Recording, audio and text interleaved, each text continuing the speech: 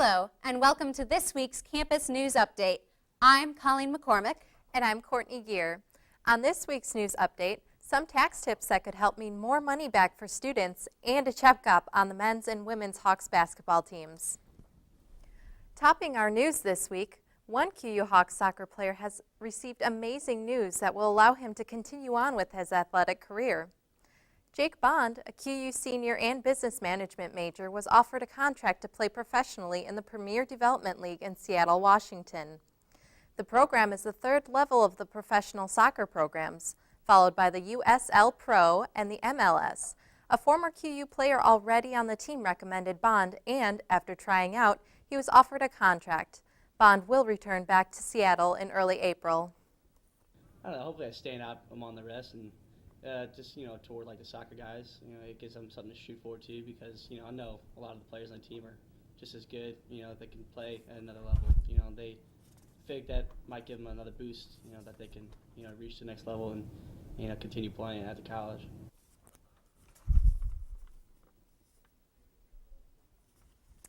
It's tax time, which is a new experience for many students filing for the first time. QUTV's Jack Jones has some tips for college students filing their taxes.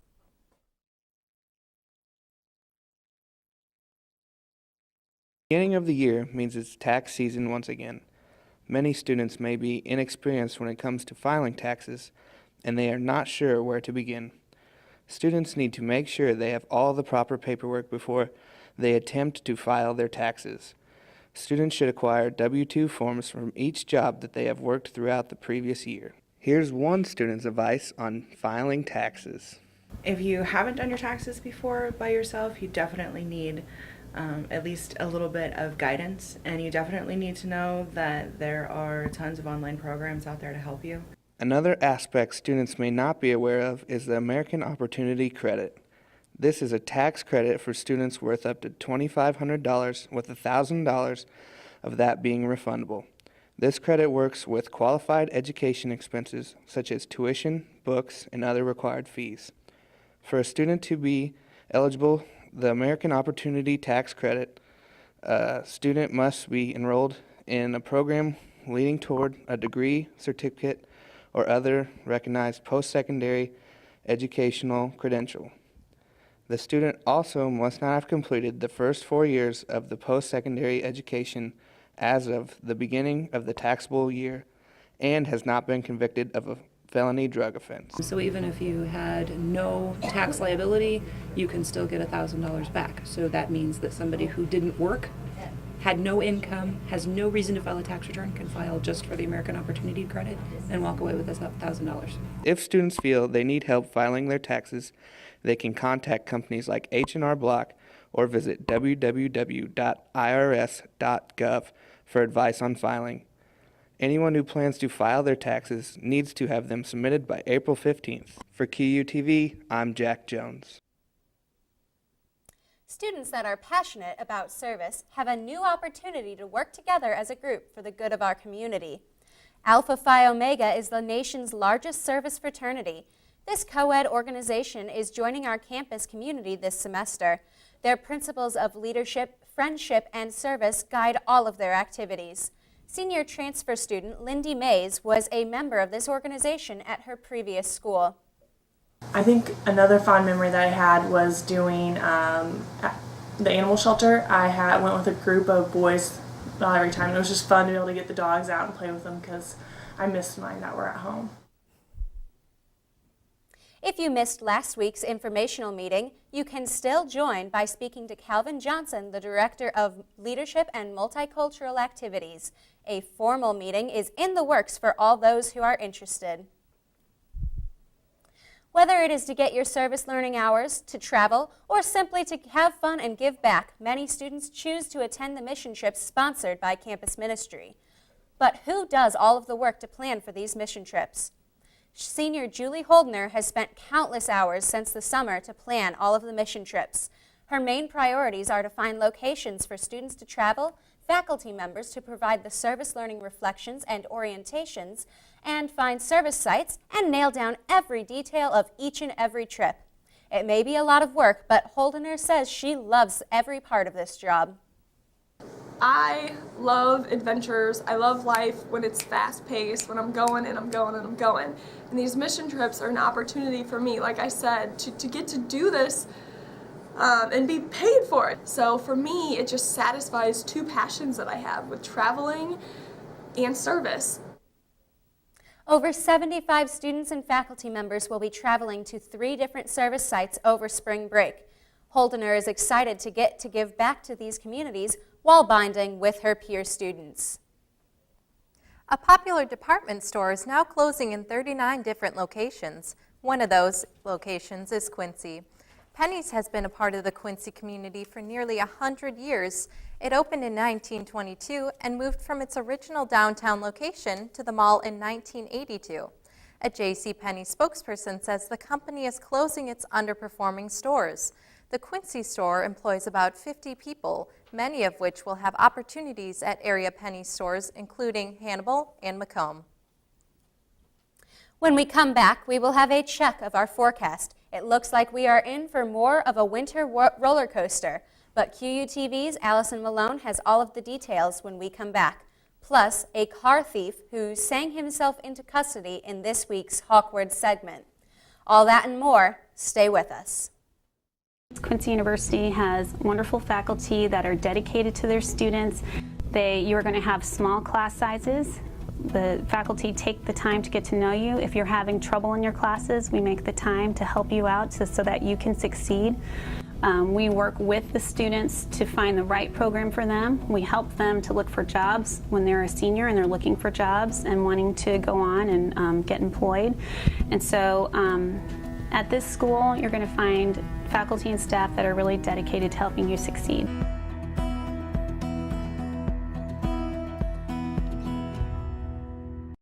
QUTV is more than a news outlet. 1 in 5 undergrads work at least 35 hours a week, year-round. Students involved with QUTV learn life lessons, create lasting memories, and gain the experience needed to succeed in future careers. Students need to be involved with QUTV as a viewer or as a participant because we need to know what's going on around our campus. Knowledge is powerful, and QUTV News serves to inform not only the students, but the Quincy University community as a reliable and powerful news network.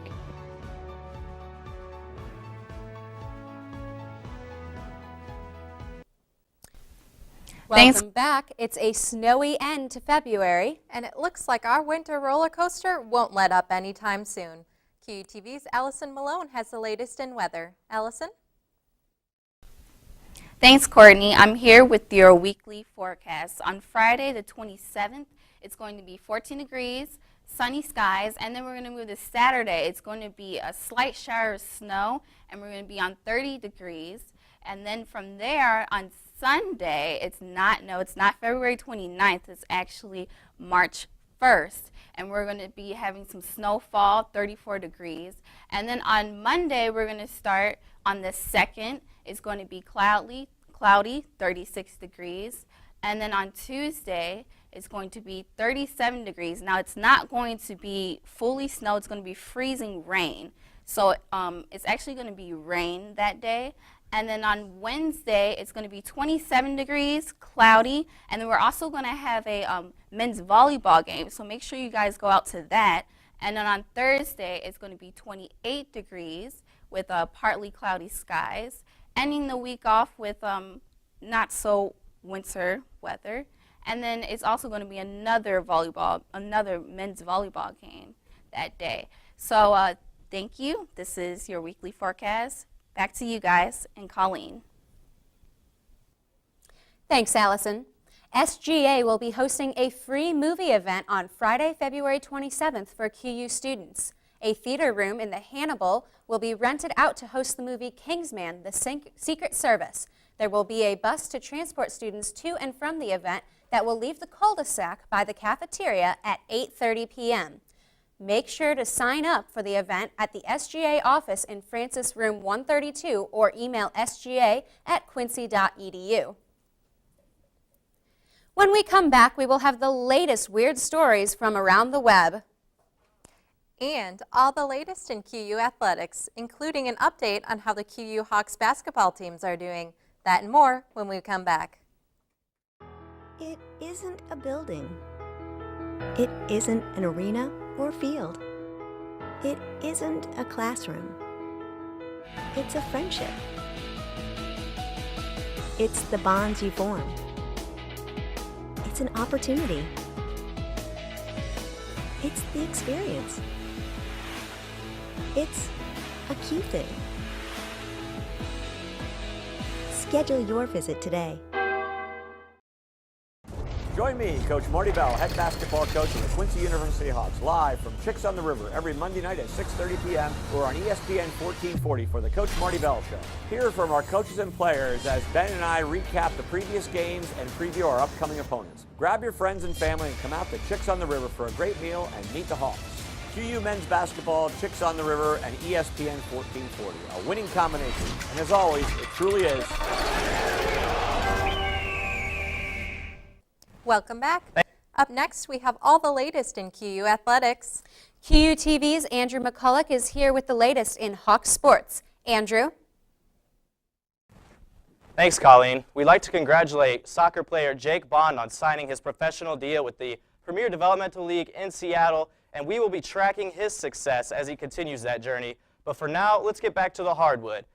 The men's volleyball team would welcome in Grand Canyon University, and they would do that by winning. Here we go. Let's just get to the highlights of the game. We have the soccer players here getting ready to root on their team for this action. We have Jared Kelso, who had a career night, serving this one up, but Grand Canyon would get the last laugh, hammering that one down.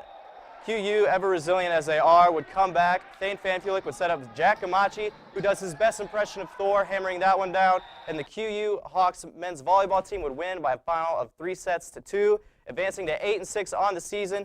Jared Kelso with 19 kills and 8 blocks, and Thane Fanfulik with 53 assists. And with the conference tournament quickly approaching, the Lady Hawks basketball team looked to win against Maryville to rise up in the GLVC standings. Now, the two teams would trade baskets in the first half, but QU's Coach Garber's team, that is, would go on a 14-2 run in the first half to take a huge lead. And even though they only shot just above 40%, they would force Maryville to 21 turnovers to win this game by a final score of 82-62, advancing to 14-11 on the season.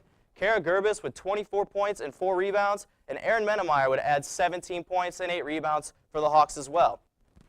Now, the men's basketball team is simply looking to secure a spot in the GLVC conference tournament, and they would need to beat Maryville in order to do so. They would, however, win this game 75-65, advancing to 13-14 on the season.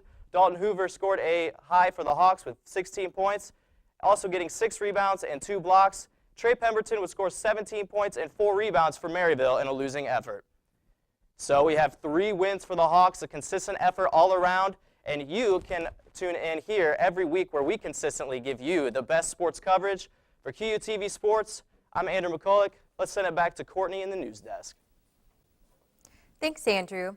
Right now we have Randy Swope joining us for this week's Hawkward Moments from around the web. Randy? Thanks, guys, and welcome back to this week's Hawkward segment. Let's get started. Here's a story for the audience they shouldn't try at home. An Arizona teen locked himself and his younger brother outside of their house. But get this, the teen attempted to get back inside by climbing down the chimney. However, his plan backfired when he got stuck and had to be rescued by a fire crew.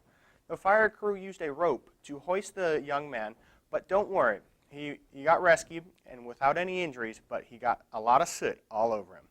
Our Hawkwood advice, if you get locked out of your dorm, just make sure to call campus security and they'll let you back in. Awkward. Our next story might be a bit creepier than it is amusing. A stolen ceramic clown that went missing from a Wichita amusement park over a decade ago was retrieved from the house of a sex offender on February 20th. Louie the Clown was a mascot of Joyland Amusement Park and was reported to be worth around $10,000. Damian Mays used to repair organs at the amusement park before his 2010 conviction and was attempting to rebuild the clown. Louie now has pointy-looking makeup and even robotic arms. Mays is currently serving his prison sentence, but Louie the Clown has been safely returned home. Police officers say the clown has never been given a makeover due to Maze's fascination with the statue. Sorry, correct that. He has had a makeover. And that he looks scarier now than when he was stolen. Scary and awkward. Sticking with our stolen theme, the next story is a case of stolen selfie. A LaPorte, Texas teen sank himself into custody after recording a video of himself lip-syncing in a stolen vehicle. The LaPorte police tried to pull over 3 pickup trucks that were driving without their lights on.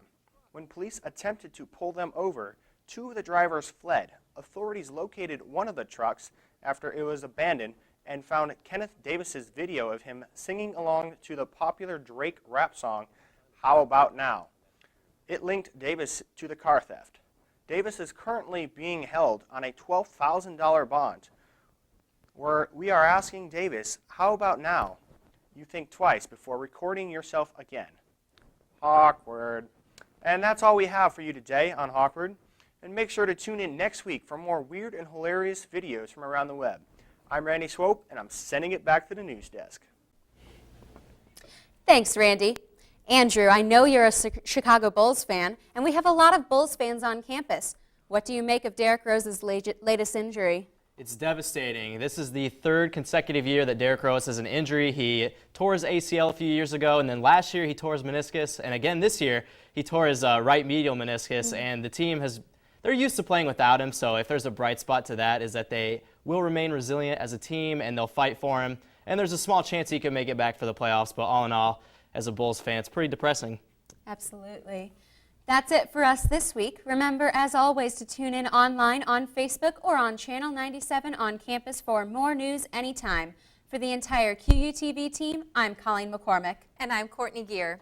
Thanks for watching, and we'll see you again next week.